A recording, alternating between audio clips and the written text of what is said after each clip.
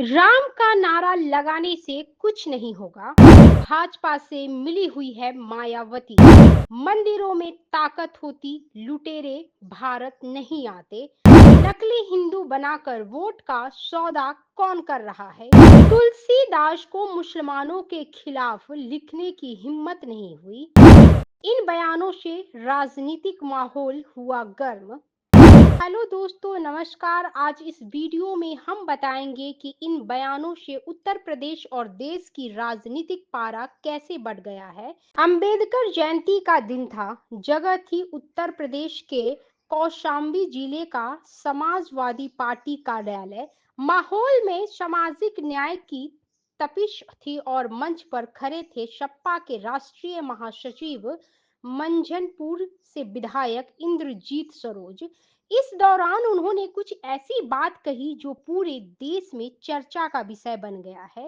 दरअसल मंझनपुर से विधायक इंद्रजीत सरोज ने बीजेपी, बसपा और तुलसीदास पर निशाना साधते हुए कहा कि हमें नकली हिंदू बनाकर हमारे वोट का सौदा किया जाता है। कुछ लोग सत्ता की गद्दी पर बैठकर हेलीकॉप्टर से घूमते हैं और राम का नारा लगाकर जनता को गुमराह करते हैं। उन्होंने मंदिरों की ताकत पर सवाल उठाते हुए कहा कि अगर भारत के मंदिरों में ताकत होती तो मोहम्मद बिन कासिम, महमूद गजनी और मोहम्मद गौरी जैसे लुटेरे देश में नहीं आते। असली ताकत सत्ता के मंदिर में है, जहां बाबा लोग सत्ता का आनंद ले रहे हैं।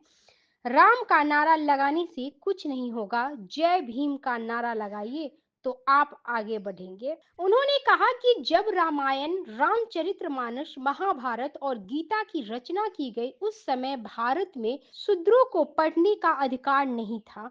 उस समय भारत में व्यवस्था थी कि अगर शूद्रों ने पढ़ने की कोशिश की तो आंखें फोड़ दी जाती थी और सुनने पर शीशा पिघलाकर कान में डाल दिया जाता था। उच्चारण करने पर जीभ काट ली जाती थी।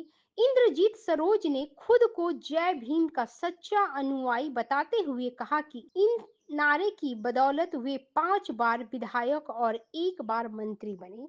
तुलसीदास को लेकर उन्होंने विवादास्पद टिप्पणी करते हुए कहा कि तुलसीदास ने लिखा कि अगर कोई नीच जाति का व्यक्ति पढ़ लिख जाए तो वो सांप के दूध पीने जैसा होता है। उन्होंने हमारे लिए बहुत कुछ लिखा, लेकिन अकबर के समय मुसलमानों के खिलाफ कुछ नहीं लिखा। शायद उनकी हिम्मत नहीं पड़ी। बसपा सुप्रीमो मायावती पर निशाना साधते हुए सरोज ने कहा कि करछना में चमार बिरादरी के युवक को जिंदा जला दिया गया, लेकिन मायावती नहीं आई। उन्होंने समाज को बर्बाद कर दिया है। सरकार पर निशाना साधते हुए कहा कि करनी सेना को खुली छूट है। वे समाजवादी नेताओं को गालियां देते हैं, लेकिन उन पर कोई मुकदमा दर्ज नहीं होता। हमारे समाज का गरीब अपनी बेटियां बेच रहे हैं, उनके पास शादी कराने तक के पैसे नहीं हैं। ऐसे ही वीडियो देखने के लिए आप हमारे चैनल खबरीलाल लाइव को लाइक, सब्सक्राइब, शेयर करना ना भूलें। बहुत बहुत धन्यवाद।